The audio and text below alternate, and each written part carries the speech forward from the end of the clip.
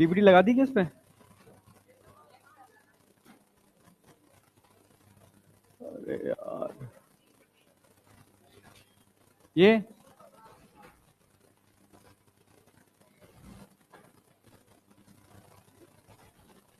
हाँ ठीक है।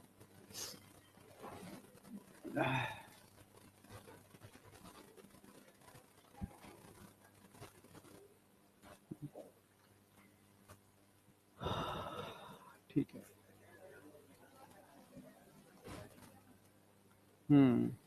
देखो, कल कई बच्चे मुझसे पूछ रहे थे सर नर्वस सिस्टम का थोड़ा कंसेप्ट समझ में नहीं आ रहा। ठीक है, कल कई बच्चों ने पूछा था। अच्छा, कई बच्चे ऐसे हैं जो कल नहीं थे, हाथ उठाओ, कल कितने नहीं थे?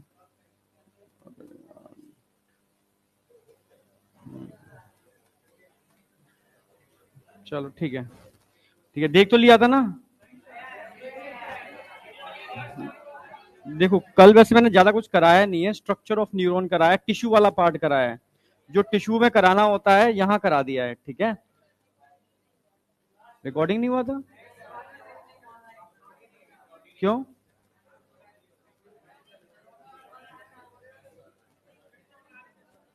चलो खैर, अब मैं रिपीट तो नहीं कराऊंगा, उसमें कुछ है नहीं इसलिए। स्ट्रक्चर ऑफ न्यूरॉन है जो हमने 9th 10th में भी पढ़ा था।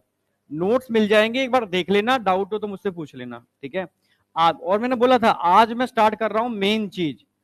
ठीक है, कि नर्वस सिस्टम है क्या, बिल्कुल बेसिक से। ठीक है, और कंडक्शन ऑफ नर्व इंपल्स कैसे होता है। ठीक है, एकदम बिल्कुल शांति से बैठ जाना।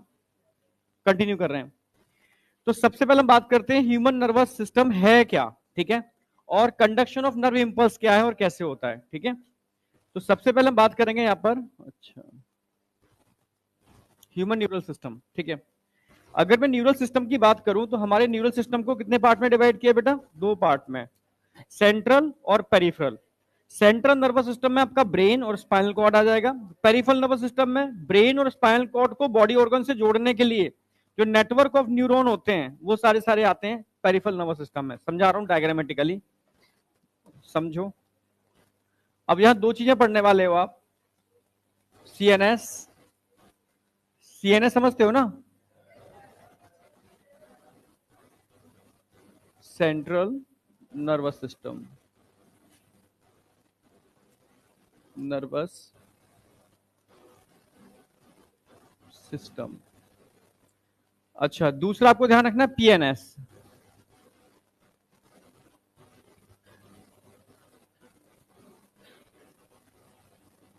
Peripheral nervous system, nervous system. अच्छा, पेरिफेरल नर्वस सिस्टम को शॉर्ट में मैं अक्सर बोलता हूं पीएनएस, सुना होगा पीएनएस, और इसके लिए शॉर्ट में बोलते हैं हम सीएनएस, सेंट्रल नर्वस सिस्टम। लिखते जाओ साथ साथ में। सेंट्रल नर्वस सिस्टम की जब भी बात करूंगा तो उसमें दो चीजें आएंगी only, brain plus spinal cord. Brain plus spinal cord. जब भी हम सेंट्रल नर्वस सिस्टम की बात करेंगे तो ब्रेन और स्पाइनल कॉर्ड की बात कर रहे हैं। और जब भी मैं पेरिफेरल नर्वस सिस्टम की बात करूंगा, पीएनएस की, तो समझना इसमें दो टाइप के नर्व आते हैं। पीएनएस की जब भी बात करूंगा तो इसमें आ जाएंगे spinal nerve, spinal nerve plus cranial nerve. Cranial nerve समझाता हूं अभी, समझना। एक्चुअल में पीएनएस है क्या, पेरिफेरल नर्वस सिस्टम है क्या, वो तो समझ में आ रहा है। Central nervous system, it is a network of nerve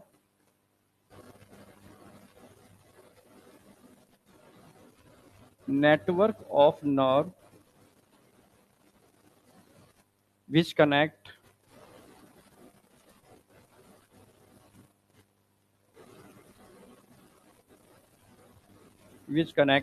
CNS, central nervous system, which connects CNS to body organ.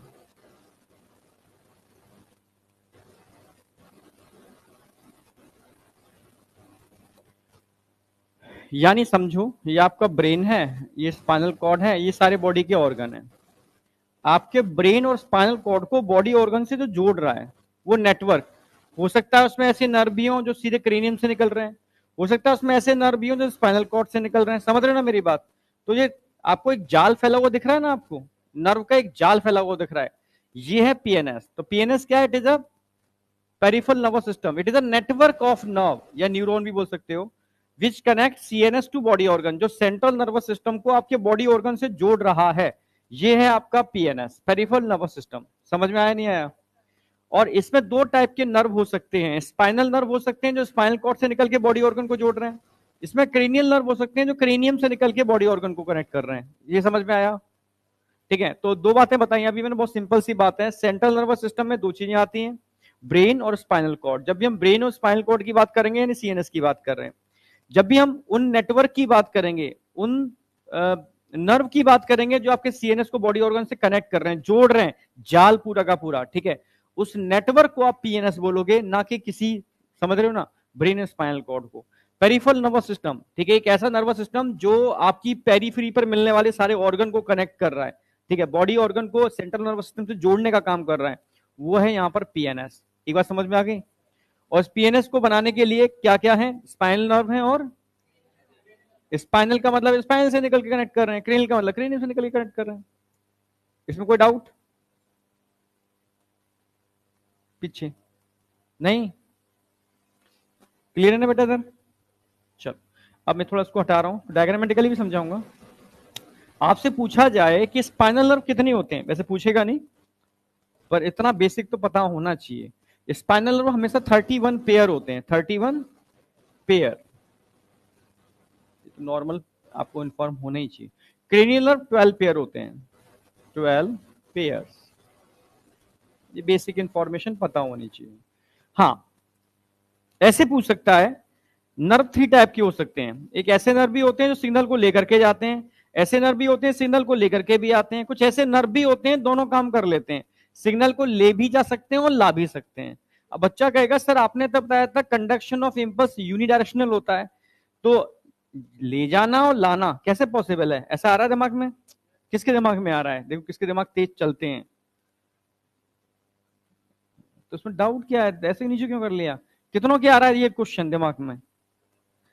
बस एक ही के दिमाग चल रहा है, तुम्हारे नहीं आ रहा कि दिमाग में ये क्वेश्चन है? अब आ रहा है? अब कितनों के आया है ना भाई? कंडक्शन ऑफ इम्पल्स, छींक आने वाली है बहुत तेज, ठीक है, हाँ है, ऐसे नहीं आएगी फिर, देखता हूँ फिर मैं, ठीक है, क्या नहीं, वो तो नेचुरल रिफ्लेक्स है, वो तो होना ही चाहिए, ठीक है, ठीक है, खांसी आए छींक आए रोको मत, ठीक है। हाँ, क्या कह रहा था मैं? ये कह रहा था, एक नर्व है यूनिडायरेक्शनल फ्लो करती है हमेशा, ठीक है, नर्व नहीं न्यूरॉन। तो मैंने आपको बताया था difference between nerve and neuron, शायद बताया था मैंने, नहीं बताया था? अच्छा, जैसे मान लो तार है, ये एक वायर है, इसके अंदर भी छोटे छोटे वायर हैं, भाई कट करोगे छोटे छोटे वायर निकलेंगे बारीक बारीक से, ये एक्चुअल में एक नर्व है, और इसके अंदर जो छोटे छोटे वायर है ना, वो नर्व सेल है या न्यूरॉन बोल सकते हो, ठीक है। एक न्यूरॉन हमेशा कंडक्शन ऑफ इंपल्स यूनिडायरेक्शनल करता है, यूनिडायरेक्शनल का मतलब एक ही दिशा में, हमेशा डेंड्रॉन से साइटोन, साइटोन से एक्सॉन, एक ही डायरेक्शन है। तो इसके अंदर अगर मैं तार को छील करके छोटे छोटे तारों को निकालूंगा तो उसमें एक ही डायरेक्शन में फ्लो होगा, पर हो सकता है इस मोटे वायर के अंदर छोटे छोटे जो तार हैं वो सारे एक जैसे हों, मतलब सारे सारे मोटर हों सिग्नल को ले जाने वाले, हो सकता है सारे सेंसरी हों सिग्नल को लाने वाले, हो सकता है कुछ इसमें मोटर हो कुछ सेंसरी हो। अगर कुछ मोटर और कुछ सेंसरी वायर इसके अंदर हैं तो इस बंडल ऑफ वायर को हम नर्व बोलते हैं। क्या बोलते हैं? नर्व। तो ये नर्व मिक्स टाइप की होगी, यानी सेंसरी और मोटर दोनों टाइप की हो सकती है। आई या नहीं आई? क्लियर है बिल्कुल पक्का? पर इसमें सारे के सारे वायर अगर सेंसरी हुए तो सेंसरी नर्व हो जाएगी, सारे वायर अगर मोटर हुए तो मोटर नर्व हो जाएगी, इसमें सेंसरी और मोटर दोनों हुए तो मिक्स्ड नर्व हो जाएगी। ये समझ में आया नहीं आया? तो यानी अगर मैं क्रेनियल नर्व की बात करता हूं, पहले तो मैं बहुत डिटेल में कराता था क्योंकि सिलेबस में था, अब बहुत डिटेल में नहीं करना है, बस बेसिक इंफॉर्मेशन पता होनी चाहिए। क्रेनियल नर्व सेंसरी भी होते हैं, क्रेनियल नर्व मोटर भी होते हैं, और क्रेनियल नर्व मिक्स्ड भी होते हैं। आई या नहीं आई? पर स्पाइनल नर्व सारे के सारे एक ही प्रकार के होते हैं। कैसे होते हैं? मिक्स्ड। सेंसरी और मोटर टर्म यूज नहीं करते, सारे के सारे मिक्स टाइप के होते हैं, कोई चक्कर ही नहीं है इसके केस में, ठीक है। All are mixed. देख तू ही लेट आया, और तू ही कल मुझसे पूछा था नर्वस सिस्टम के लिए, वही मैं आज समझा रहा हूं, और तुझे देख करके तू ही लेट आ रहा है। इसी ने कहा था सर ये चीज समझा दो ऊपर वो केबिन में आकर के, तो मैंने कल आते ही मैं पूरा बेसिक समझाऊंगा बिल्कुल जीरो से, और वही गायब है। ठीक है, अब मैं वही तो कह रहा हूँ कि थोड़ा सा इतना पता होना चाहिए कि यार मुझे ही दिक्कत है तो मुझे पहले आना चाहिए, जिनको आता है उनको कोई फर्क नहीं पड़ रहा। ठीक है, तो ये अब सुन कहां गया। सेंट्रल नर्वस सिस्टम, केंद्रीय तंत्र का तंत्र, इसमें दो चीजें आती हैं, ब्रेन और स्पाइनल कॉर्ड, बस इतनी सी बात ध्यान रखो। पेरिफेरल नर्वस सिस्टम, ये एक तरीके से जाल है, नेटवर्क है नर्व का, जो आपके सेंट्रल नर्वस सिस्टम को बॉडी ऑर्गन से जोड़ रहा है। तो इस जाल के अंदर, नेटवर्क के अंदर दो टाइप के नर्व हो सकते हैं, न्यूरॉन नहीं बोले मैंने, नर्व बोले। दो टाइप के नर्व हो सकते हैं, ठीक है। Nerve is a bundle of neuron, ठीक है। हो सकता है वो स्पाइनल नर्व हो सकता है वो क्रेनियल नर्व हो। क्रेनियल नर्व क्रेनियम से निकलते हैं, स्पाइनल नर्व स्पाइनल कॉर्ड से निकलते हैं, बॉडी ऑर्गन को जोड़ते हैं। आई या नहीं आई? स्पाइनल नर्व 31 पेयर हो सकते हैं, और क्रेनियल नर्व 12 पेयर हो सकते हैं। क्रेनियल नर्व तीनों टाइप के हो सकते हैं, सेंसरी, मोटर और मिक्स्ड, जबकि स्पाइनल नर्व सारे के सारे मिक्स्ड टाइप के होते हैं। ये समझ में आया नहीं आया? आया? जहां तक कोई डाउट? आगे बढ़े हम, ठीक है। तो अब थोड़ा सा मैं इसको और आगे लेके चलूंगा, यानी पीएनएस को भी आप दो पार्ट में डिवाइड कर सकते हो, पेरिफेरल नर्वस सिस्टम को भी दो टाइप में डिवाइड कर सकते हो। यानी पेरिफेरल नर्वस सिस्टम क्या है? It is a network of neuron, neuron का नेटवर्क ही तो है, और जो बॉडी ऑर्गन को किससे जोड़ रहा है? सीएनएस से जोड़ रहा है। अब बॉडी ऑर्गन दो टाइप के हो सकते हैं, ये आप जानते हो। कैसे? जो आपके कंट्रोल में है, वॉलेंट्री, जो आपके कंट्रोल में नहीं है, इनवॉलेंट्री। क्लियर है बिल्कुल? अगर ये नेटवर्क वॉलेंट्री ऑर्गन को सीएनएस से जोड़ रहा है तो उसका एक अलग नाम है, अगर ये नेटवर्क इनवॉलेंट्री ऑर्गन को सीएनएस से जोड़ रहा है तो उसका नाम अलग है। क्लियर है बिल्कुल? इनवॉलेंट्री ऑर्गन जो आपके कंट्रोल में नहीं होते, उसको हम बोलेंगे, उस नेटवर्क को बोलेंगे जो इनवॉलेंट्री ऑर्गन को से जोड़ रहा है, एएनएस, ऑटोनॉमिक नर्वस सिस्टम, जो आपके नियंत्रण में नहीं है, कंट्रोल में नहीं है। हाँ, वॉलेंट्री ऑर्गन है जो आपके कंट्रोल में है, उससे कनेक्ट कर रहा है, लाइक स्केलेटल मसल्स, ठीक है, आपके कंट्रोल में होते हैं स्केलेटल मसल्स, तो उसको बोलेंगे एसएनएस। क्लियर बिल्कुल? एनसीईआरटी ने लास्ट में एक पैरा दे रखा है, एएनएस को उन्होंने एक विसरल नर्वस सिस्टम भी बोला हुआ है। तो एएनएस का वो कौन सा पार्ट है जिसको हम विसरल नर्वस सिस्टम बोल सकते हैं? ये हिडन लाइन है जो मैं समझाऊंगा, एनसीईआरटी पढ़ने से नहीं आएगी, ठीक है, नहीं पता ही नहीं होगी आपको, ठीक है। तो अब मैं समझा रहा हूं इसको थोड़ा सा और आगे, कि पीएनएस को आप दो पार्ट में डिवाइड कर सकते हो। वो कौन कौन से पार्ट हो सकते हैं पीएनएस के? या तो एएनएस हो सकता है, ऑटोनॉमिक नर्वस सिस्टम, या एसएनएस हो सकता है, सोमैटिक नर्वस सिस्टम। कोई doubt? Somatic nervous system mainly voluntary organ आते हैं। कौन से ऑर्गन आएंगे इसमें? वॉलेंट्री।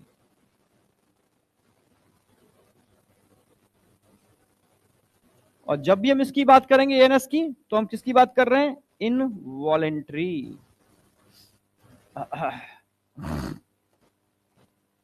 इनवॉलेंट्री।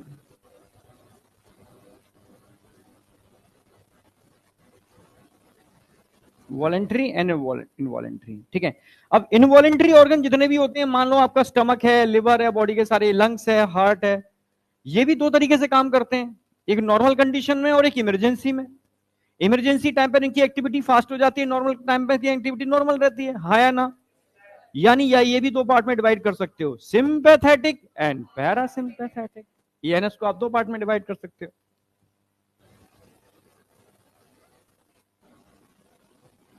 ये हम पढ़ते भी आए हैं बहुत सारे चैप्टर्स में। पैरा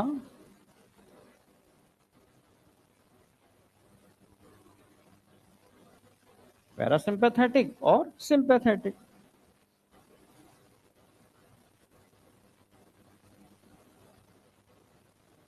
अच्छा, पैरासिम्पैथेटिक कब काम करता है? नॉर्मल कंडीशन में। सिंपैथेटिक कब काम करता है? During emergency. अब बताओ, बेसिक समझ में आया? बहुत बेसिक सी बात कर रहा हूं मैं कि सेंट्रल नर्वस सिस्टम में ब्रेन और स्पाइनल कॉर्ड आते हैं बस, no doubt. Peripheral nervous system की बात करते हैं तो peripheral nervous system is a network of nerve. ये एक नर्व तंत्रिकाओं का एक नेटवर्क है, जाल है, जो आपके सेंट्रल नर्वस सिस्टम को बॉडी ऑर्गन से जोड़ रहा है। क्लियर? बिल्कुल। डायग्राम बना के समझाऊंगा उसके बाद में। अब इस जाल के अंदर दो टाइप की नर्व हैं, क्रेनियल नर्व और स्पाइनल नर्व। क्रेनियल नर्व जो है क्रेनियम से निकल रही है, स्पाइनल नर्व जो है आपकी स्पाइनल कॉर्ड से निकल रही है और इस सेंट्रल नर्वस सिस्टम को बॉडी ऑर्गन से जोड़ने का काम कर रही है। क्लियर है? बिल्कुल। क्रेनियल नर्व की बात करता हूं मैं तो 12 पेयर होती है, स्पाइनल नर्व 31 पेयर होती है। ये मिक्स टाइप की होती है, ये सेंसरी, मोटर और मिक्स तीनों टाइप की होती हैं। कोई डाउट? अब इस जाल की अगर बात करूं तो इस जाल को भी दो पार्ट में डिवाइड कर सकते हो, इस नेटवर्क को दो पार्ट में डिवाइड कर सकते हो, एएनएस और एसएनएस। एएनएस का मतलब है ऑटोनॉमिक नर्वस सिस्टम, यानी ये टोटली इनवॉलेंट्री ऑर्गन को जोड़ रहा है सीएनएस से। एसएनएस का मतलब है सोमैटिक नर्वस सिस्टम, यानी वॉलेंट्री ऑर्गन को जोड़ रहा है सीएनएस से। ठीक है। अब एएनएस भी दो टाइप का हो सकता है, सिंपे और पैरा, क्योंकि वो नर्व जो इमरजेंसी में काम करते हैं, वो नर्व जो नॉर्मल कंडीशन में काम करते हैं। नॉर्मल में आप हमेशा जानते हो पैरा काम करती है और इमरजेंसी में आप जानते हो हमेशा सिंपे काम करती है। अब मुझे बताओ, कोई डाउट है इसके अंदर? हाँ बेटा, पक्का? हाँ, क्या चीज? अच्छा, इसको एक बार और बता दूं, अभी हमने सारे चैप्टर पढ़े हैं ना, हर किसी चैप्टर में तो पढ़ा है ये हमने। देख, ANS autonomic nervous system. Autonomic का मतलब अपने आप सुचारू रूप से मतलब स्वचालित है, अपना आप अपना काम कर रहा है। आप चाहो उसको बंद करना, चाहो नहीं कर सकते। मैं हार्ट बंद हो जाएगा क्या? लंग्स बंद हो जाएगा क्या? लंग्स और लिवर काम करना बंद कर देगा क्या? ठीक है। पेनक्रियास काम करना बंद कर देगा क्या? नहीं करेगा, वो हमारे नियंत्रण में नहीं है। ठीक है। वो ऑटोमेटिकली काम कर रहा है, करता रहेगा, क्योंकि ऑटोनॉमिक नर्वस सिस्टम कंट्रोल कर रहा है। हाँ, somatic nervous system voluntary organ, वही मसल्स तो मेरी वॉलेंट्री है, हाथ मुड़ जा, हाथ सीधा हो जा, नहीं है, ये मेरे कंट्रोल में। हाँ है ना? तो ये क्या हो गया? वॉलेंट्री नर्वस ऑर्गन से जोड़ रहा है। हाँ, ये दो तरीके से काम कर सकते हैं, नॉर्मल कंडीशन में, इमरजेंसी में। नॉर्मल में काम करेगा, पैरा इमरजेंसी में काम करेगा सिंपैथेटिक, जो हम हर चैप्टर में पढ़ाते आए हैं अब तक। अब बताओ, वास्तव में आ गया? ठीक है, तुम बताओ। ये बेसिक है, बेसिक नहीं आया तो फिर आगे चीजें थोड़ी दिक्कत हो जाएंगी। बढ़ जाए आगे? चल, नोट कर लिया होगा? कितने रह गए? करो करो करो, जल्दी करो। अब हम देखो इसी चीज को डायग्रामेटिकली भी समझा देंगे। एक डायग्राम बनाता हूं मैं, उसी में हो जाएगा। हो गया, चलो। जैसे मान लो ये आपका ब्रेन है, ये मान लो आपकी स्पाइनल कॉर्ड है।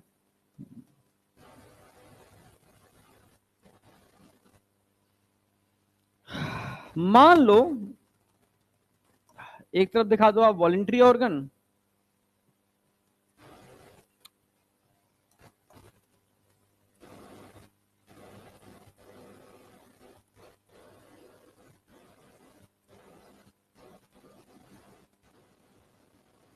एक तरफ दिखा दो आप इनवॉलेंट्री ऑर्गन।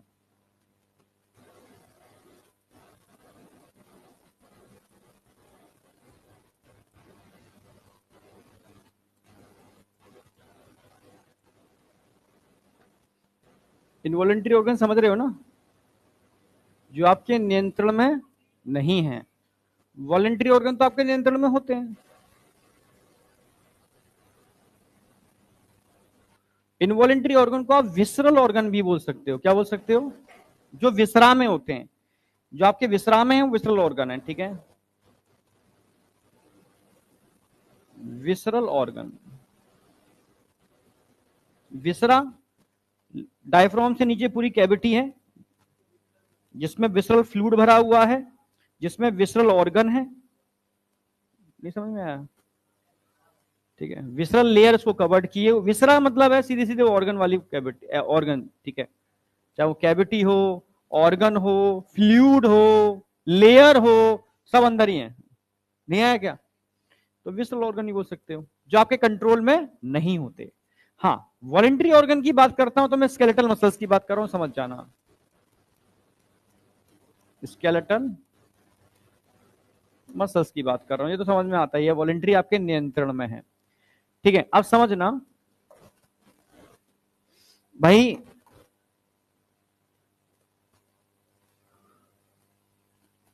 ये सेंट्रल नर्वस सिस्टम हो गया पूरा का पूरा, CNS, CNS, central nervous system, जो ब्रेन और स्पाइनल कॉर्ड से मिलने से बन रहा है। अगर मैं सेंट्रल, समझना मेरी बात, सेंट्रल नर्वस सिस्टम से सिग्नल कहां जा रहा है? आपके इनवॉलेंट्री ऑर्गन के पास, और आ रहा है सेंट्रल नर्वस सिस्टम के पास। समझना, जो सिग्नल लेकर के जाती है वो क्या कहलाएगी? जाती है। जो आती है, इसमें कोई डाउट है? जब भी जाने की बात करेंगे मतलब इफरेंट की बात कर रहे हैं, जब भी आने की बात करेंगे एफरेंट की बात कर रहे हैं, इसमें तो कोई डाउट है ही नहीं। और जब भी हम इफरेंट की बात करेंगे मतलब मोटर की बात कर रहे हैं, लाने की बात कर रहे हैं, तो इसमें तो मुझे नहीं लगता आपको कभी कोई डाउट आएगा। ठीक है, तो हमेशा जो नर्व होते हैं वो इफरेंट भी हो सकते हैं, एफरेंट भी हो सकते हैं। सिग्नल लेके जाने वाले भी हैं, सिग्नल लेकर के आने वाले भी हैं। ठीक है, पर स्केलेटल मसल्स के अंदर ध्यान हो, मैंने मसल्स पढ़ाया था तो बोला भी था कि न्यूरोमस्कुलर जंक्शन में ओनली और ओनली मोटर न्यूरॉन होते हैं। याद आया कुछ कुछ? न्यूरोमस्कुलर जंक्शन में सिर्फ मोटर न्यूरॉन होते हैं, सिग्नल ले जा सकते हैं, ला नहीं सकते। ठीक है, वो तो सेंसरी ऑर्गन में होंगे लाने वाले। तो यहां सिग्नल ले जाने वाले होंगे मोटर न्यूरॉन। तो यहां पर क्या होंगे? एफरेंट या ईफरेंट? ईफरेंट होंगे।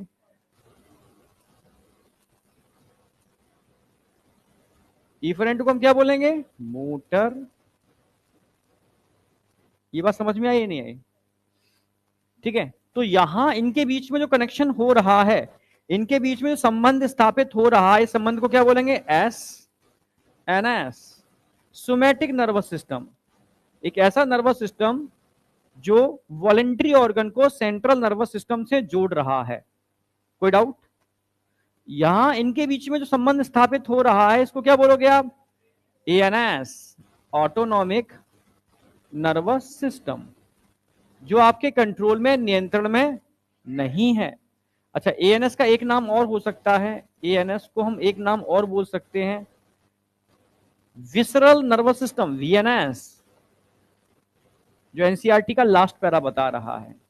क्योंकि वीएनएस, एनसीईआरटी लिखती है VNS, visceral nervous system, is the part of ANS, ANS का ही पार्ट है। क्या सारे एएनएस को हम वीएनएस बोल सकते हैं? तो किसको बोलेंगे? नो सर, तो बोल दिया तुमने है। हाँ, मतलब उसी का भाग है, पर एक्चुअल में वीएनएस है क्या? ठीक है, विसरल नर्वस सिस्टम में ओनली और ओनली इफरेंट नर्व आते हैं, इफरेंट, इफरेंट या मोटर नर्व। सिर्फ इफरेंट या मोटर नर्व आते हैं जो सिग्नल को लेकर के जाते हैं आपके जितने भी इनवॉलेंट्री ऑर्गन हैं उनके पास। आई या नहीं आई? हाँ,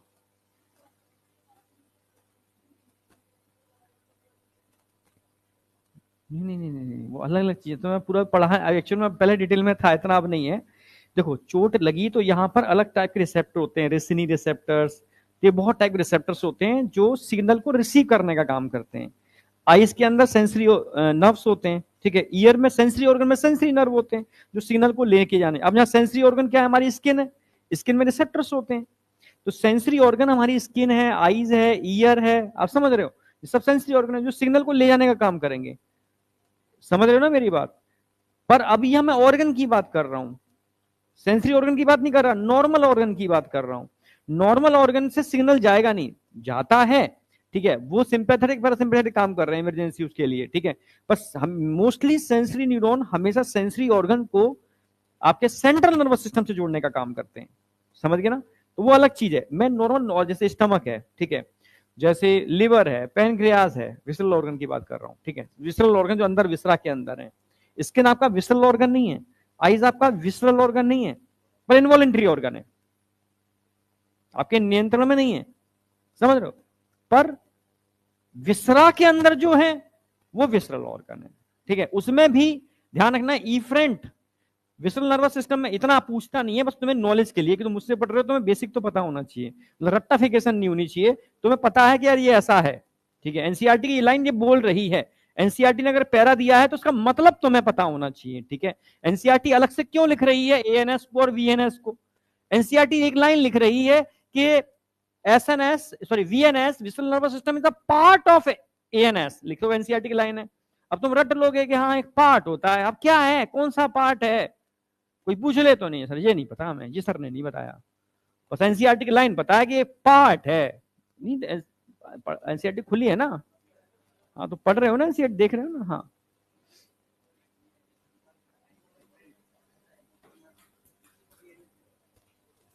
यस, वीएनएस का मतलब है ये, ओनली ये कनेक्शन वीएनएस है। क्या तो भाई दोनों मिलाकर के एएनएस है, फिर तुम कंफ्यूज कर रहे हो। लाना एएनएस का मतलब है जो आपके समझो यार, रटना नहीं है। एएनएस का मतलब हो गया ऑटोनॉमिक नर्वस सिस्टम, जो आपके नियंत्रण में नहीं है, ये भी आपके नियंत्रण में नहीं है, ये भी आपके नियंत्रण में नहीं है। पर उसमें से अगर मैं स्पेशल बात कर रहा हूं इफरेंट की, तो इसको आप वीएनएस बोल सकते हो, ठीक है। बोल के तो डेफिनेशन ही है इसकी, तभी तो एनसीईआरटी ने पार्ट बोला है, एएनएस नहीं है, एएनएस का पार्ट है, ठीक है, या पीएनएस का पार्ट है, ऐसे भी बोल सकते हो, ठीक है। तो पेरिफेरल नर्वस सिस्टम का पार्ट है, ठीक है, आप समझ रहे हो। तो पेरिफेरल नर्वस सिस्टम क्या है, इट इज अ नेटवर्क, ये सारा पेरिफेरल नर्वस सिस्टम, ये सब पेरिफेरल नर्वस सिस्टम है। यानी एसएनएस और एएनएस या वीएनएस को जोड़ दूं तो ये क्या है, पीएनएस है, समझ रहे हो। इसे नेटवर्क है, एक जाल है जो कनेक्ट कर रहा है। तो अब समझ में आ गया। उसमें भी अगर एएनएस में पूछूंगा कि एएनएस में भी क्या है, वीएनएस क्या है, विसरल नर्वस सिस्टम, आप बोलोगे इफरेंट या मोटर कनेक्शन है। कोई डाउट? अब बताओ जहां तक कोई डाउट है तो। क्या कितने सारे तो एग्जांपल दे दिए, अभी समझा तो रहा था किसको, मैं उसको बता रहा था, ठीक है। जितने भी विसरल ऑर्गन है ये क्या एग्जांपल चाहिए, सिग्नल जो जा रहे हैं, सिग्नल जो आ रहे हैं। क्या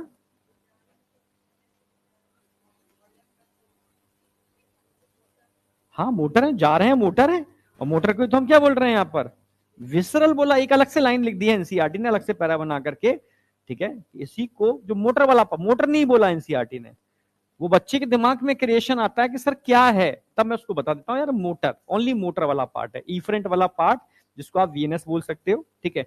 बात बाकी का तो एएनएस ही है, ठीक है। अब कोई इसमें डाउट है तो मुझसे पूछो, आगे बढ़ जाए, ठीक है। तो ये समझ में आ गया कि कौन किसको कनेक्ट कर रहा है। एक कॉमन क्वेश्चन मैं हमेशा इसके संग रखता हूं, जिसे क्वेश्चन जब आता है तो आपके दिक्कत नहीं आनी चाहिए। ये एनसीईआरटी की लाइन का ही क्वेश्चन है, कॉमन क्वेश्चन है, और एनसीईआरटी बोलती है major part of peripheral nervous system is somatic neural system.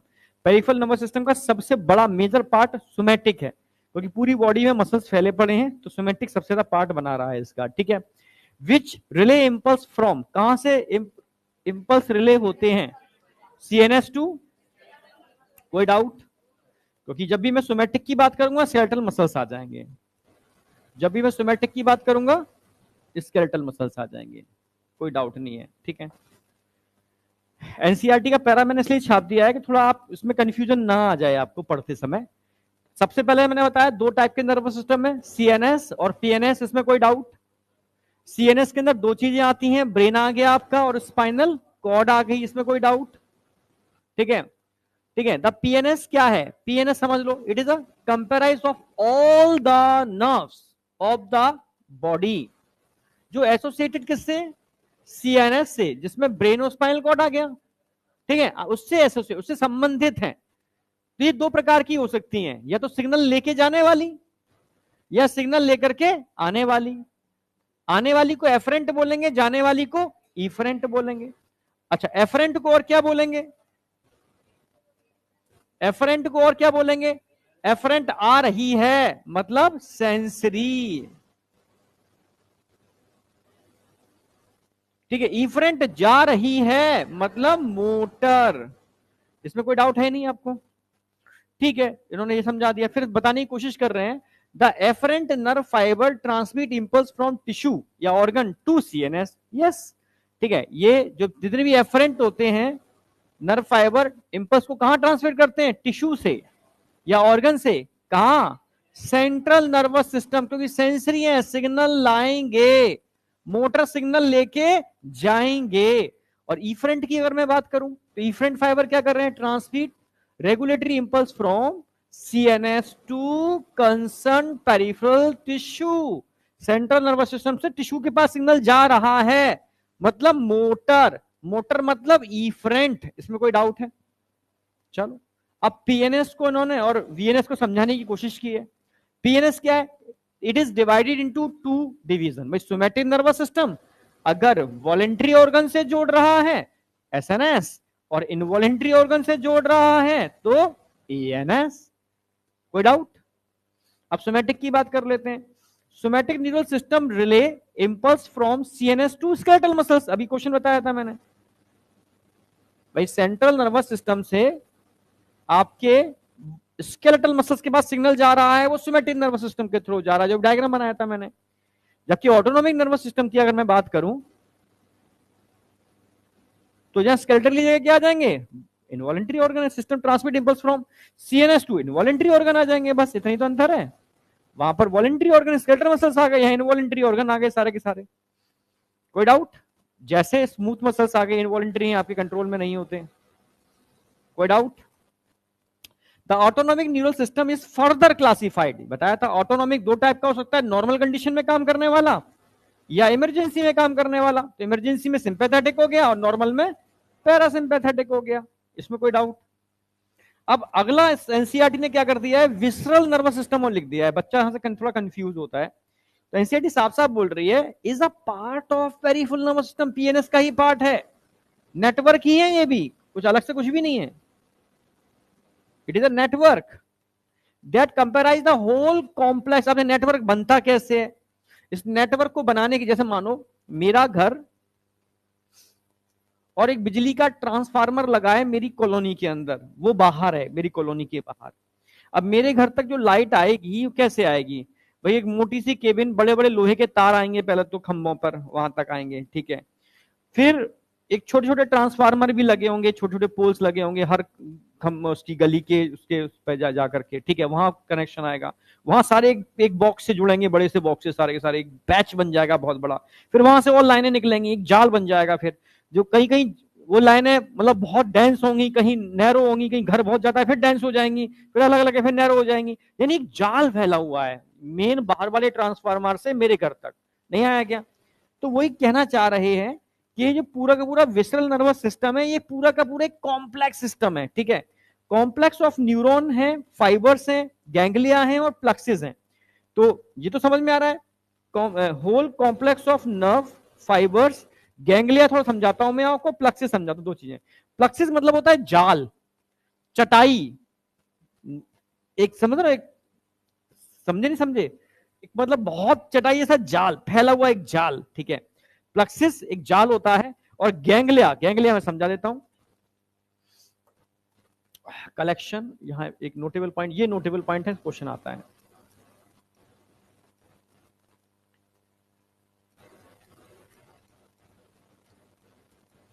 Collection of साइटोन, collection of साइटोन इन, साइटोन का गुच्छा आपका सेंट्रल नर्वस सिस्टम में भी हो सकता है, सीएनएस के अंदर, और आपका पीएनएस के अंदर भी हो सकता है, पीएनएस के अंदर। सीएनएस के अंदर अगर साइटोन के गुच्छे होंगे तो इनको हम न्यूक्लियाई बोलेंगे, न्यूक्लियाई। और पीएनएस के अंदर साइटोन के गुच्छे होंगे तो इनको गैंग्लिया बोलेंगे, गैंग्लिया। ये बहुत बेसिक बात है, समझनी होगी आपको। जब भी मैं, अभी तो इतना ब्रेन नहीं पढ़ा रहा हूँ, बहुत डिटेल में नहीं है ब्रेन आपके सिलेबस में, पहले तो बहुत डिटेल में था। मैं एक बहुत छोटे छोटे पार्ट ही बताता, रिसेप्टर भी बताता था मैं एक जमाने में, कि ब्रेन में डोपामाइन के रिसेप्टर्स इतने होते हैं, हर हार्मोन के रिसेप्टर्स होता था, कि ये हार्मोन निकलेगा तो इन रिसेप्टर से बाइंड करेगा, ब्रेन की एक्टिविटी इस तरीके से होगी, बट अब उतना कुछ बचा नहीं है। इतना बेसिक समझो, बेसिक समझो, आपका ब्रेन है क्या? कोई ब्रेन में मशीनें लगी हैं? क्या है ब्रेन के अंदर? सिर्फ डेंसली न्यूरॉन्स भरे पड़े हैं, यही तो है। न्यूरॉन के गुच्छे हैं, साइटोन के गुच्छे हैं, कई गुच्छे कुछ काम कर रहे हैं, कोई गुच्छे कुछ काम कर रहे हैं, कोई गुच्छे कुछ काम कर रहे हैं, ठीक है। गुच्छे का मतलब यहां हम बात करें न्यूक्लियाई, तो एक्चुअली जब ब्रेन पढ़ाता हूं तो बोलता हूं ब्रेन में इतने प्रकार के न्यूक्लियाई मिलते हैं, ये न्यूक्लियाई वो न्यूक्लियाई, न्यूक्लियाई का मतलब है कलेक्शन ऑफ साइटोन, साइटोन के गुच्छे। समझ में आ गया नहीं आ गया?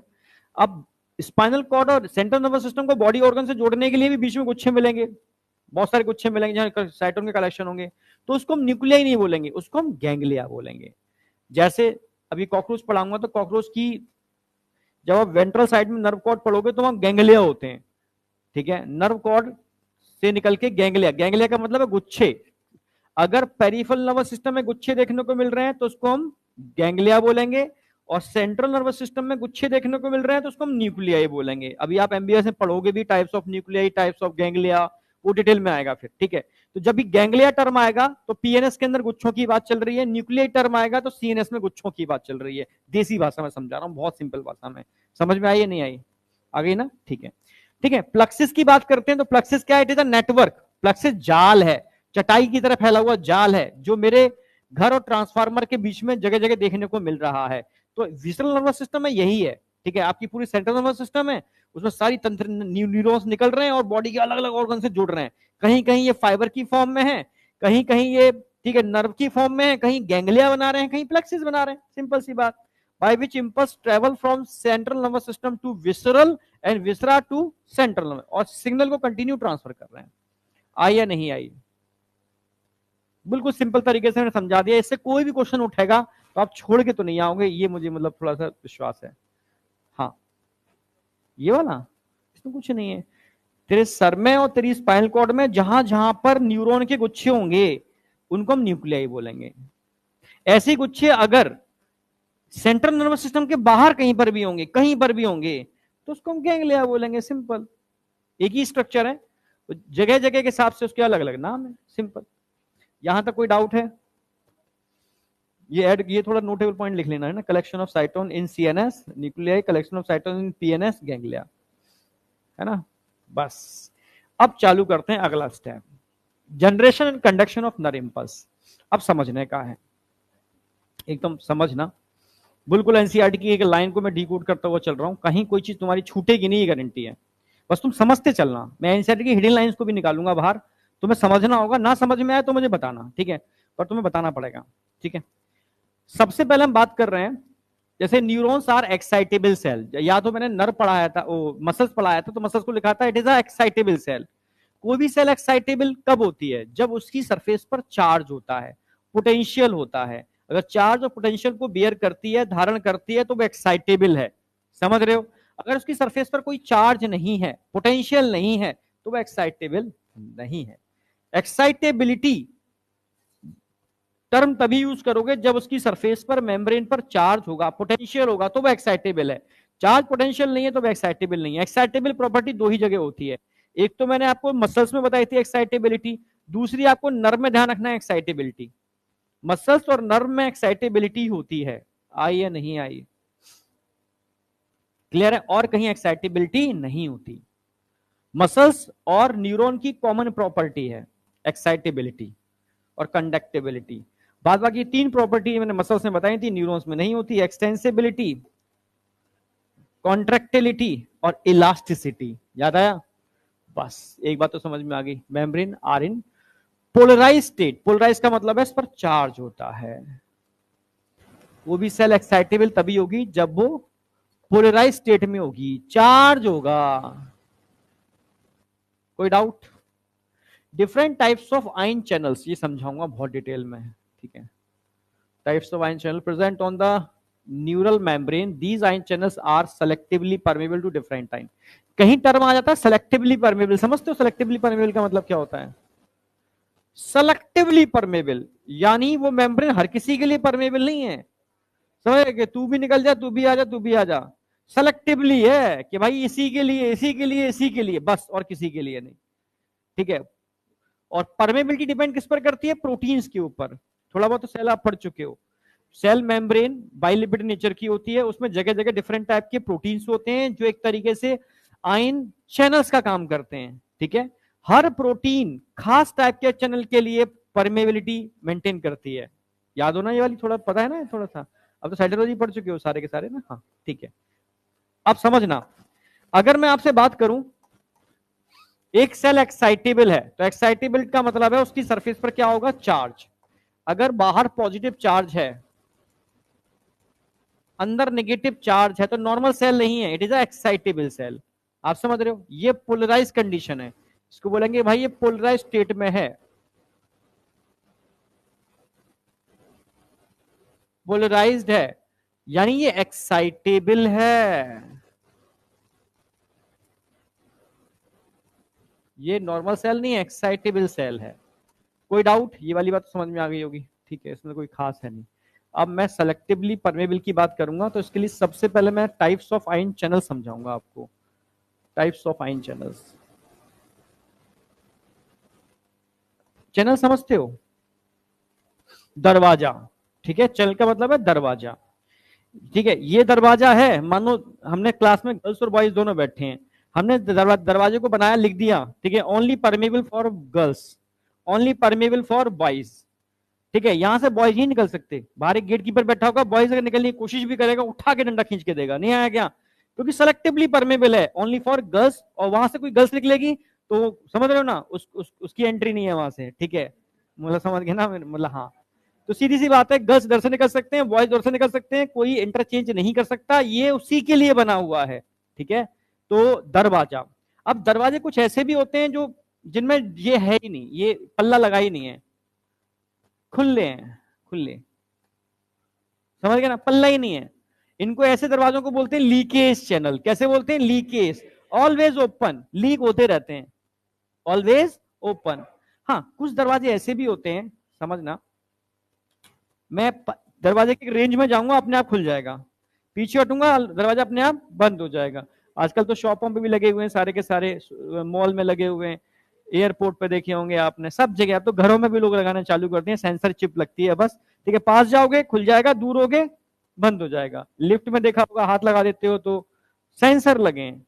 समझ में आया? जो इलेक्ट्रिसिटी से चलती है, अगर बिजली नहीं होगी तो नहीं चलेंगे। नहीं आया क्या? इनको बोलते हैं वोल्टेज गेटेड चैनल। ऐसे चैनल जिनका खुलना और बंद होना मेम्ब्रेन के पोटेंशियल या वोल्टेज पर डिपेंड करता है, तो उनको क्या बोलेंगे? Voltage gated channel.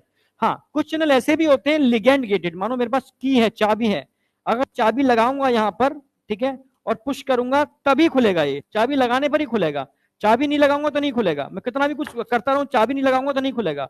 तो ऐसे चैनल जिनका खुलना और बंद होना लिगेंड की बाइंडिंग पर डिपेंड करता है, तो क्या बोलेंगे इसको? Ligand gated channel. हाँ, कुछ मैकेनिकल गेटेड भी होते हैं। मैकेनिकल का मतलब है कोई चाबी आबी नहीं चाहिए, बस मैं हाथ से पकड़ के घुमा दूंगा खुल जाएगा, हाथ से पकड़ के बंद कर दूंगा बंद हो जाएगा, नहीं कुंडी लगी होती है आजकल। ये मैकेनिकल गेटेड हो गए। कोई डाउट? तो चार टाइप के दरवाजे हो सकते हैं हमारी बॉडी के अंदर। ठीक है, पहले लीकेज चैनल जो ऑलवेज खुले रहते हैं, जो ऑलवेज खुले रहते हैं। दूसरे मैकेनिकल गेटेड चैनल जिनका खुलना और बंद होना मैकेनिकल, जैसे नहीं हवा चली, हवा दिख रही है आपको क्या? पर आप फील कर पा रहे हो ना, चली आ रही है, क्योंकि वो मैकेनिकल गेटेड चैनल के थ्रू आपको फील करा रही है। ठीक है, फील जो हो रहा है ना, आपका सिग्नल जा रहा है, मैकेनिकल गेटेड चैनल। ठीक है, आप समझ रहे हो? एसिटाइल कोलिन निकला और बाइंड कर गया तभी सिग्नल जाएगा, तो acetylcholine act as ligand. Ligand की बाइंडिंग से अगर कोई सिग्नल जा रहा है तो लिगेंड गेटेड चैनल। ठीक है, मेम्ब्रेन का पोटेंशियल चेंज हुआ, पोटेंशियल चार्ज चेंज होने पर, पोटेंशियल चेंज होने पर सिग्नल ट्रांसफर कर रहा है, वोल्टेज गेटेड चैनल। नहीं आई क्या?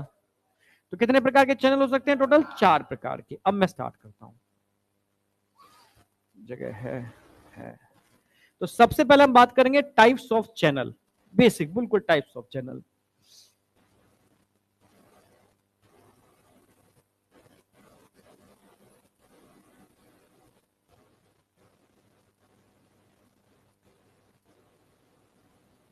कितने प्रकार के चैनल हो सकते हैं? टोटल 4 प्रकार के।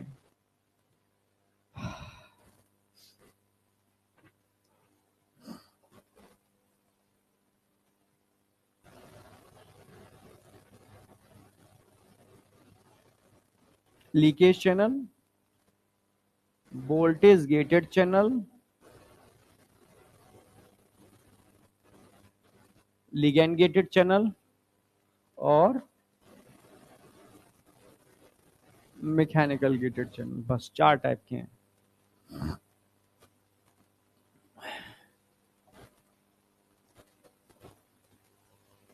Leakage,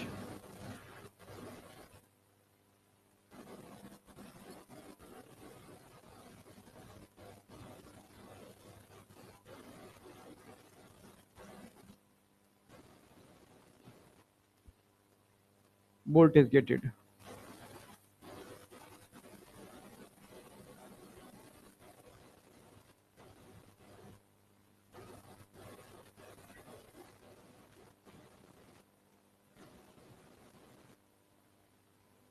ligand gated.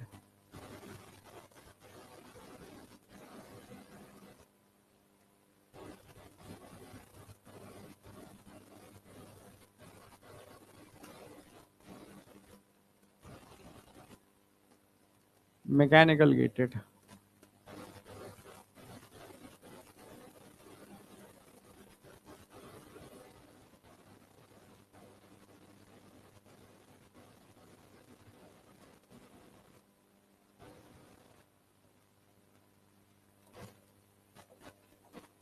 Leakage channel की बात करता हूं, मैं एग्जांपल बता रहा हूं कहां कहां देखने को मिलेंगे लीकेज चैनल। सोडियम और पोटेशियम 2 के होते हैं, जिसमें पोटेशियम के लीकेज चैनल बहुत ज्यादा होते हैं सोडियम के लीकेज चैनल से। आप समझना मेरी बात, बहुत ज्यादा होते हैं सोडियम से। क्लियर है?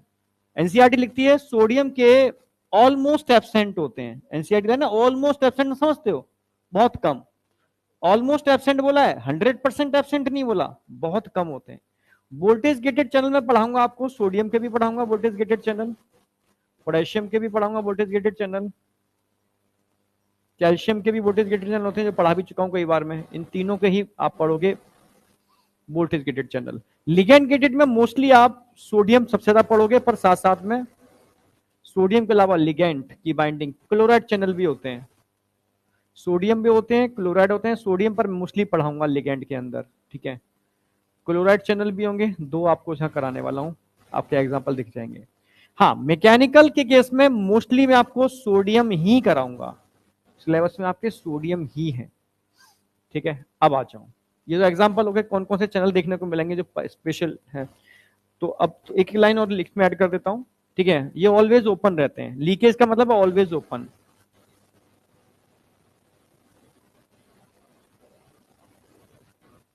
लीक करते रहते हैं। हाँ, ओपनिंग किस पर डिपेंड होगी? मेम्ब्रेन के पोटेंशियल पर।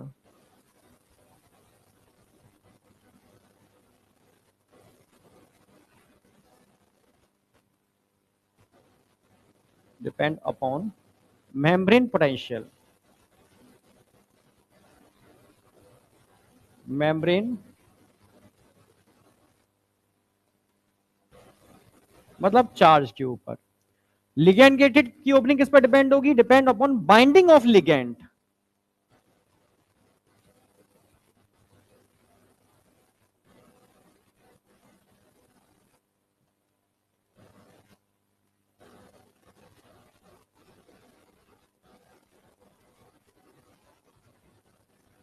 बाइंडिंग ऑफ लिगैंड, जैसे एसिटाइलकोलिन,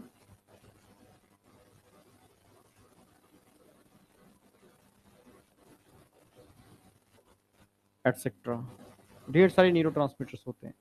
हाँ, मैकेनिकल गेटेड चैनल, ठीक है। Mechanical stimulation, opening depend upon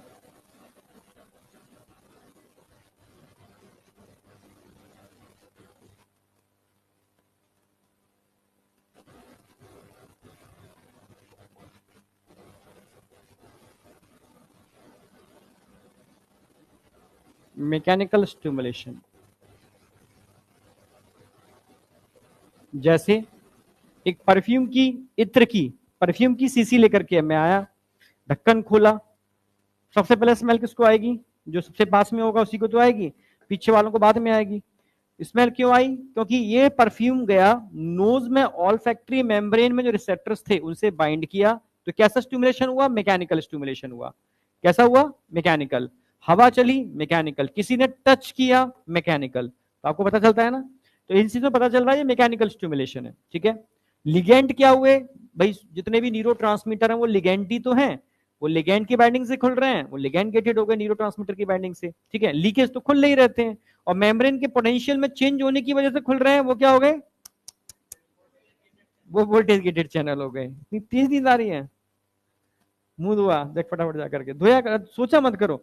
अगर ये फाइट है, ठीक है, ऐसी विपरीत परिस्थितियां लाइफ में बहुत आती हैं, ठीक है।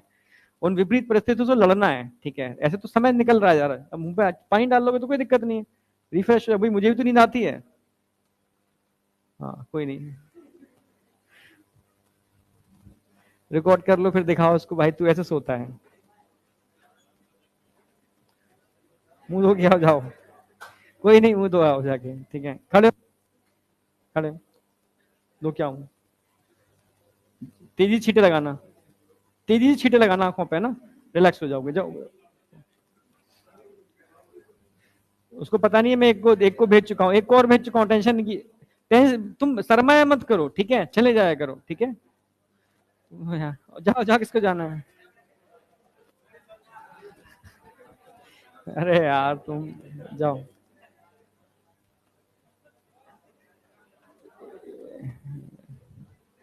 अरे यार तुम सच में जाओ। और कौन जाना चाह रहा है? मतलब टॉपिक बहुत टिपिकल लग रहा है क्या? जब समझ में नहीं आता तब नींद आ जाती है बहुत तेजी से। आ जाओ। वेब सीरीज देखे थे? चलो हाँ, कल आए हो तुम लोग, कई बच्चे तो आज ट्रेवल करके आए होंगे। हाँ, क्या क्या चीज? अच्छा अच्छा अच्छा, कुछ नहीं कुछ नहीं। हाँ हाँ। अच्छा मैं हूँ, अच्छा अच्छा, मैंने कुछ अनाउंस करना। अच्छा चलो जाओ, फिर बंद कर दो ना।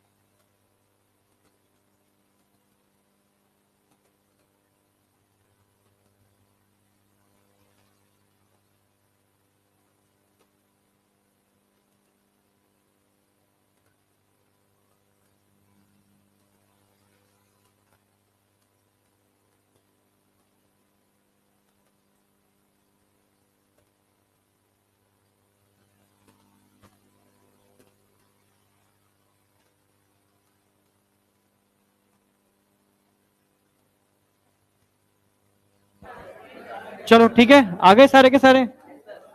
कोई नहीं, ठीक है।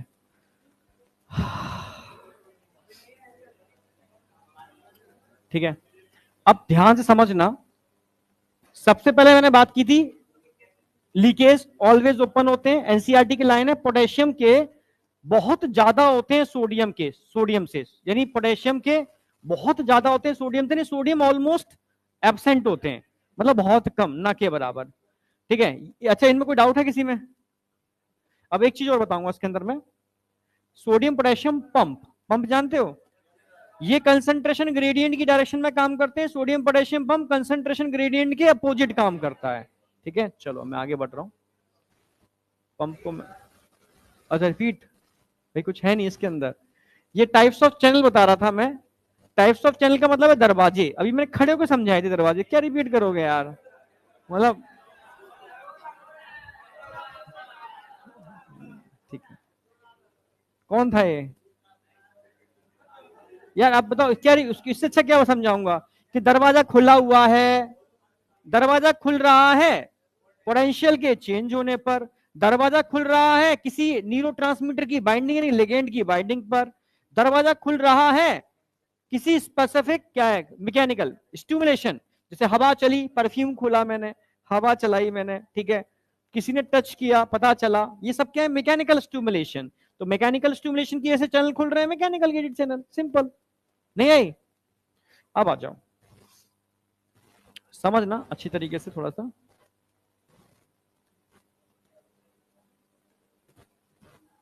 अब हम बात करेंगे कंडक्शन ऑफ नर्व इंपल्स, समझना, कंडक्शन ऑफ नर्व इंपल्स, अब समझ में आएगा।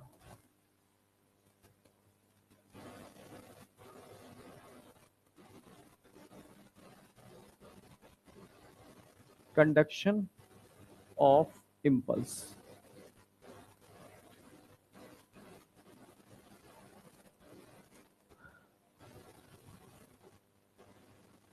Conduction of impulse. अगर मैं इंपल्स के कंडक्शन की बात करता हूं, थोड़ा समझना बेटा, इसकी कुछ फेज होती हैं। जैसे पहली फेज की बात करूंगा, नंबर 1 रेस्टिंग फेज।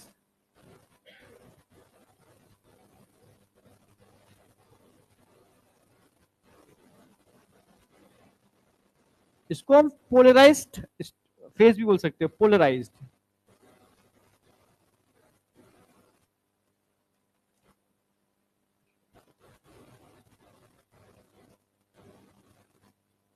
फेज बोल देते हैं,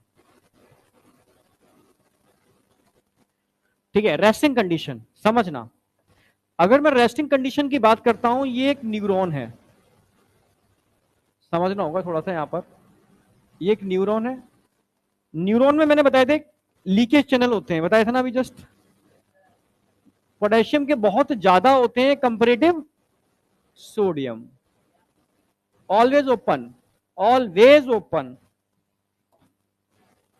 तो ये चैनल्स हैं, इनमें कोई दरवाजे नहीं है, खुले हुए हैं, खुले हुए हैं, कोई दरवाजे हैं नहीं, खुले हुए हैं, कोई दरवाजे हैं नहीं। एक सोडियम का भी दिखा दो उसके अंदर, मिल गया सोडियम का।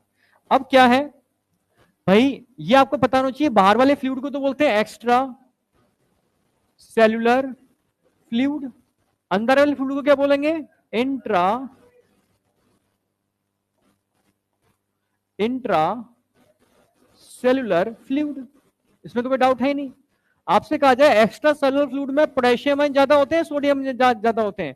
पोटेशियम आयन कम होते हैं एंड सोडियम आयन बहुत ज्यादा होते हैं। तभी तो मैं कहता हूं बाहर वाले फ्लूइड में पोटेशियम नहीं बढ़ने चाहिए। बाहर वाले फ्लूइड में पोटेशियम बढ़ा दिए तो कंडक्शन ऑफ हार्ट बीट रुक जाएगी। अंदर वाले फ्लूइड में उल्टा होगा, अंदर वाले फ्लूइड में पोटेशियम आयन क्या होंगे, ज्यादा, और सोडियम आयन बहुत कम होंगे, बहुत कम होंगे, ठीक है। समझ रहे हो ना मेरी बात? तो हमेशा चैनल खुले रहते हैं, नहीं पोटेशियम आयन धीरे धीरे अंदर से कहां जाएंगे, क्योंकि कम से ज्यादा डिफ्यूजन होता है ना, हमेशा डिफ्यूजन कम से ज्यादा की तरफ होगा। और सोडियम आयन कहां से कहां आएंगे, बाहर से अंदर, क्योंकि ज्यादा से कम की तरफ डिफ्यूजन होगा, ठीक है। कोई डाउट? नींद तो नहीं आ रही किसी को? सारे आ गए ना? चलो, तो मैं अभी छोड़ देंगे थोड़ी देर में, मतलब घर जाने देंगे तो मैं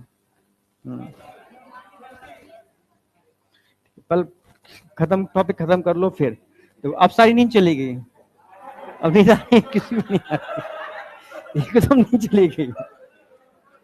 एग्जाम देने से पहले बहुत नींद आती है, और जैसे एग्जाम देके बाहर निकलोगे क्योंकि आप सो जा बेटा, अब नींद नहीं आ रही। मतलब एक फोबिया होता है पढ़ाई का, प्रेशर, ठीक है। चलो खैर, मैंने इसलिए इसलिए बताया है कि नींद चली जाए, ठीक है। चली गई? अब आ जाओ। हाँ, हकीकत में ऐसा नहीं है, सिर्फ नींद भगाने का फॉर्मूला था। आप बताओ, ये लीकेज चैनल है, हर समय खुले हैं, पोटेशियम कंटिन्यू अंदर से बाहर जा रहा है, सोडियम कंटिन्यू बाहर से अंदर आ रहा है, ठीक है। कोई डाउट? ठीक है। कोई गर्ल्स बहुत दूर तो नहीं रहती है तुम में से? मैं गर्ल्स से पूछ रहा हूं, उससे पूछ रहा हूं, तुम में से कोई दूर कहां रहते हो? 12 किलोमीटर, ठीक है। अभी क्लास खत्म हो रही है मेरी 15 मिनट में, उसके बाद चले जाना सीधे, ठीक है। कोई सेफ टैक्सी बुक करना, कुछ भी, स्कूटी है, ठीक है। तो अपने घर पे अपना वो ट्रैकर वैकर भेज देना, कहाँ जाम वाम लगा है क्या है, देख करके मतलब थोड़ा बहुत निकलना, ठीक है। पता नहीं था ऐसा होगा, पर कुछ लोग जाम लगा रहे हैं जगह जगह पे, ठीक है ना? तो बस ध्यान से निकलना, ठीक है? इन्फॉर्म कर देना घर पे भी, जो वो इन्फॉर्म कर देना कि मैं आ रही हूँ, घर में ऐसे रास्ते में जाम है, ठीक है? बॉयज कोई दिक्कत नहीं है, चले जाएंगे।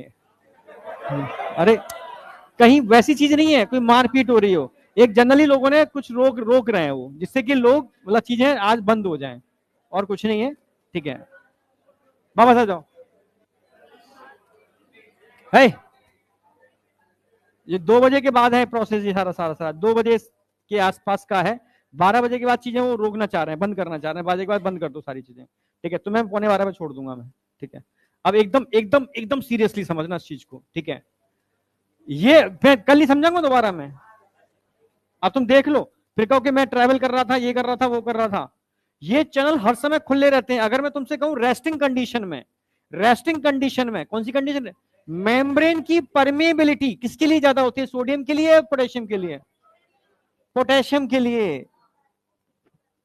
पोटेशियम ज्यादा बाहर जा रहे हैं, सोडियम कम जा रहे हैं। पोटेशियम ज्यादा बाहर जा रहे हैं, पोटेशियम ज्यादा बाहर जा रहे हैं, पोटेशियम बाहर ज्यादा जा रहे हैं, सोडियम कम अंदर आ रहे हैं। तो परमेबिलिटी किसके लिए ज्यादा होगी? अगर मैं बात किसी कर रहा हूं, कितना जोश आ गया एकदम।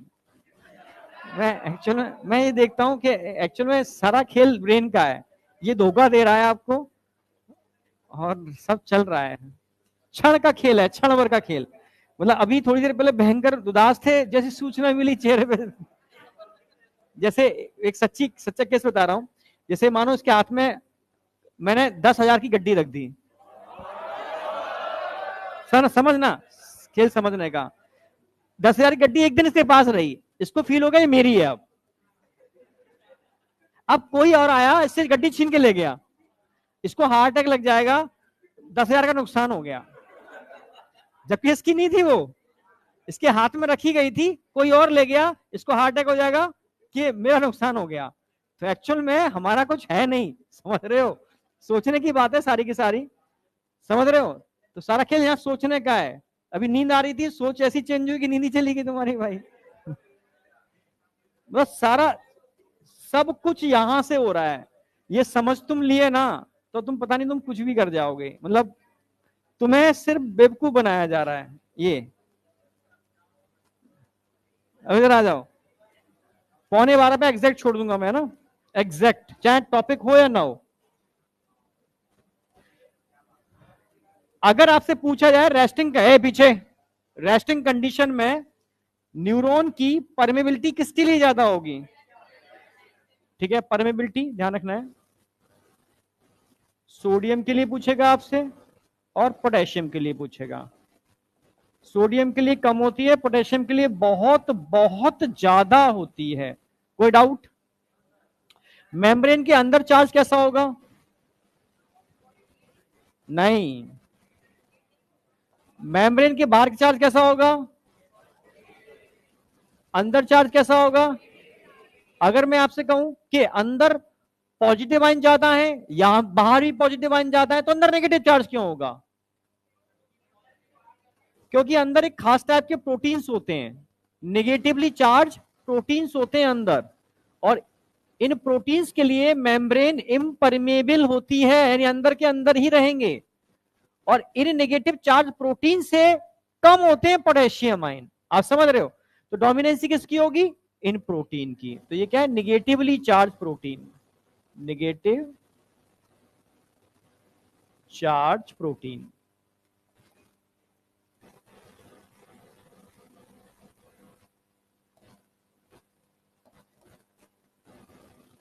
impermeable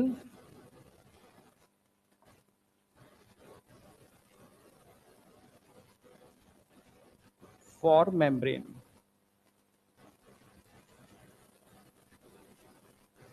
समझना, ये क्रॉस नहीं कर सकते, इधर से उधर नहीं जा पाएंगे, ठीक है? ऑलवेज अंदर ही रहेंगे। क्लियर है बिल्कुल? यहां तक कोई डाउट? इसलिए अंदर नेगेटिव और बाहर पॉजिटिव चार्ज होता है। एक इलेक्ट्रोड आप अंदर लगाओगे, एक इलेक्ट्रोड बाहर लगाओगे, दोनों का पोटेंशियल डिफरेंस निकालोगे। जब पोटेंशियल डिफरेंस निकालोगे तो रेस्टिंग मेम्ब्रेन पोटेंशियल कितना निकल के आएगा? रेस्टिंग, अब अगला क्वेश्चन आएगा resting membrane potential. Resting membrane potential -70। अब माइनस क्यों आ रहा है? क्योंकि दोनों का पोटेंशियल डिफरेंस है। आप समझ रहे हो, दोनों का पोटेंशियल डिफरेंस है। एक इलेक्ट्रोड आप अंदर लगाओगे, एक इलेक्ट्रोड बाहर लगाओगे, पोटेंशियल डिफरेंस निकालोगे तो -70 मिली वोल्ट। ये फिक्स नहीं होता, बॉडी के अलग अलग पार्ट का पोटेंशियल डिफरेंस भी अलग अलग होता है, क्योंकि बॉडी के अलग अलग पार्ट का सेंसेशन अलग अलग होता है। आप समझते नहीं वाली बात, इसलिए पोटेंशियल डिफरेंस भी अलग अलग होगा। पर आपकी स्टैंडर्ड जो याद रखनी है एनसीईआरटी वाली line, -70 millivolt, it is a resting membrane potential. Resting condition में परमेबिलिटी सोडियम के लिए बहुत कम होगी, पोटेशियम के लिए बहुत ज्यादा होगी। कोई डाउट बेटा? अब हो क्या रहा है, पोटेशियम डिफ्यूज होकर बाहर निकल रहे हैं, सोडियम कम अंदर आ रहे हैं, तो इससे तो ग्रेडियंट बिगड़ जाएगा ना। पोटेशियम को अंदर होना चाहिए, सोडियम को बाहर होना चाहिए, पर यहां क्या हो रहा है, ग्रेडियंट बिगड़ रहा है। तो इस ग्रेडियंट को मेंटेन करने के लिए एक पंप होता है, सोडियम पोटेशियम पंप। समझना, इंट्रा सेलुलर फ्लूइड, सोडियम बहुत कम, पोटेशियम बहुत ज्यादा। अब इस ग्रेडियंट को मेंटेन करने के लिए यहां पर एक पंप होता है, इसको सोडियम पोटेशियम पंप बोलते हैं, जो ऑलवेज ओपन रहता है, ऑलवेज ओपन रहता है, ये बंद नहीं होता।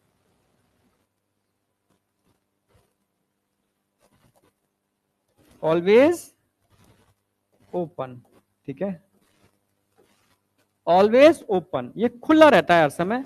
और ये क्या काम करेगा, अब समझने की बात है, थोड़ी समझना होगा आपको।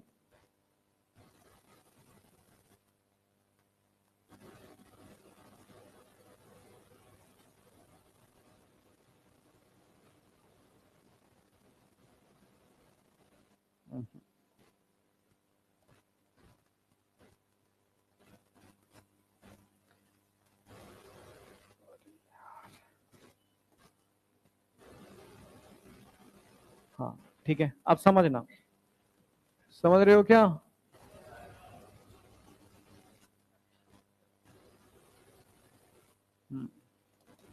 अगर इस पंप की बात करता हूं तो इसमें समझना, यहां पर 1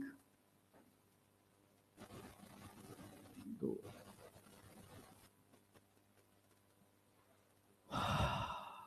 3 होने चाहिए, 1 2 3, यहां पर 2, 1 2। देखो अंदर बाइंडिंग साइड कितनी नजर आ रही है, 3 नजर आ रही है आपको। तो इन 3 से कौन बाइंड करेगा भाई, अंदर सोडियम आ रहे हैं ना, तो जो सोडियम अंदर आ रहे हैं वो 3 सोडियम बाइंड करेंगे, 1 sodium, 2 sodium, 3 sodium, 3 sodium bind करेंगे अंदर की साइड में। बाहर पोटेशियम निकल रहे हैं, पोटेशियम कितने बाइंड करेंगे, 1 पोटेशियम और 2 पोटेशियम। पोटेशियम बाइंडिंग साइड सिर्फ 2 ही होती हैं, अंदर सोडियम बाइंडिंग साइड 3 होती हैं। तो ये क्या काम करेगा, यहां से 2 पोटेशियम को तो अंदर भेजेगा, अंदर से 3 सोडियम को बाहर भेजेगा। कोई डाउट?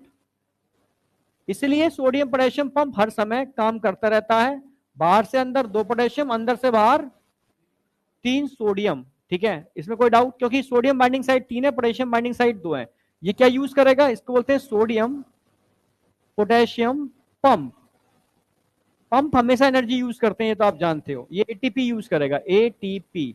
एटीपी यूज करके 2 पोटेशियम को अंदर और 3 सोडियम को बाहर, क्योंकि सोडियम को बाहर पहुंचाना है, पोटेशियम को अंदर पहुंचाना है। सोडियम बाइंडिंग साइड ज्यादा है, पोटेशियम बाइंडिंग साइड कम है। ये सोडियम पोटेशियम पंप कर क्या रहा है, आपसे पूछा जाएगा कि कौन है जो मेम्ब्रेन के पोटेंशियल को मेंटेन करता है, या कौन है जो आयोनिक ग्रेडियंट को मेंटेन करता है, एनसीईआरटी की लाइन। तो आयोनिक ग्रेडियंट को मेंटेन करने के लिए कौन रिस्पॉन्सिबल है, मेंटेन आयोनिक ग्रेडियंट।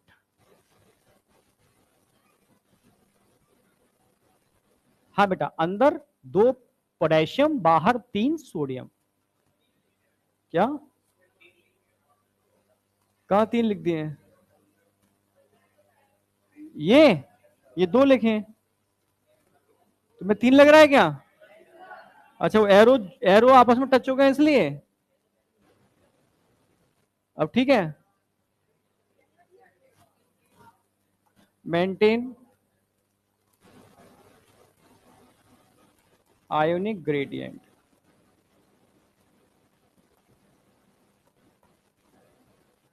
ये एनसीईआरटी की लाइन है, क्वेश्चन आता है। ये एनसीईआरटी की लाइन है, क्वेश्चन आता है, क्वेश्चन आता है। ये रेस्टिंग कंडीशन में, तो रेस्टिंग कंडीशन में सारी सिचुएशन समझ में आ रही है नहीं आ रही? रेस्टिंग कंडीशन में कोई डाउट है? हाँ है ना? मैं आगे नहीं बढ़ूंगा इसलिए, क्योंकि आगे गड़बड़ हो जाएगा फिर मैं आगे। रेस्टिंग कंडीशन तो क्लियर है। अब कल आते ही मैं इसमें स्टिमुलेशन कराऊंगा और आगे कंडीशन लेके चलूंगा उसको, ठीक है? कल मैं पूरा का पूरा ये करा करके ब्रेन की पूरी समरी करा दूंगा, ठीक है? हाँ क्या? हाँ ये लीकेज चैनल है, रेस्टिंग कंडीशन में लीकेज चैनल खुले होते हैं। कंडीशन ध्यान रखनी, रेस्टिंग कंडीशन। ये लीकेज चैनल है, ये सोडियम पोटेशियम पंप है। क्या?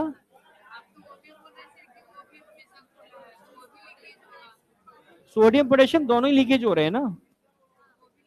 हाँ, ये अंदर आ रहे हैं, ये बाहर जा रहे हैं। हे, अरे जा कौन रहे हो? पिट जाओगे अभी, रुको पहले, अभी 1 मिनट रुको, ठीक है? इसको नोट करो, मैं बुलाता हूँ 1 मिनट, ठीक है? इसको नोट कर लेना। कुछ क्वेश्चंस हैं, ठीक है? पीपीटी तो मैं पूरी दे रहा हूं मैं। ये क्वेश्चंस करके लाने हैं आपको। कल मैंने कुछ क्वेश्चन दिए थे, उनका मैंने आंसर लिख दिया, आंसर की मैं ये, ठीक है?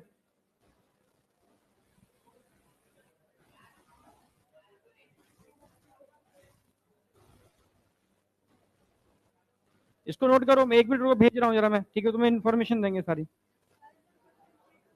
आंसर लगा दिया है मैंने।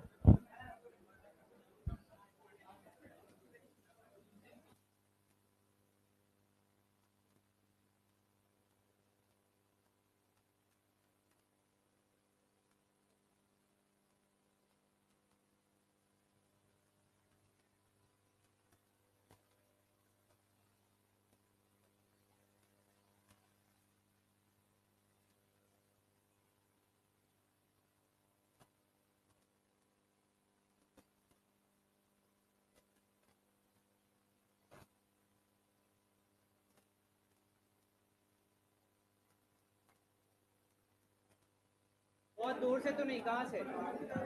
फुलवाड़ी में। अगर अगर आप कोई दूर से आते हो ना, जैसे कोई ये बोल रहे हैं फुलवाड़ी है कोई दीघा से, तो उधर थोड़ा सा पेरेंट्स से पूछ लो कि क्या सिचुएशन है।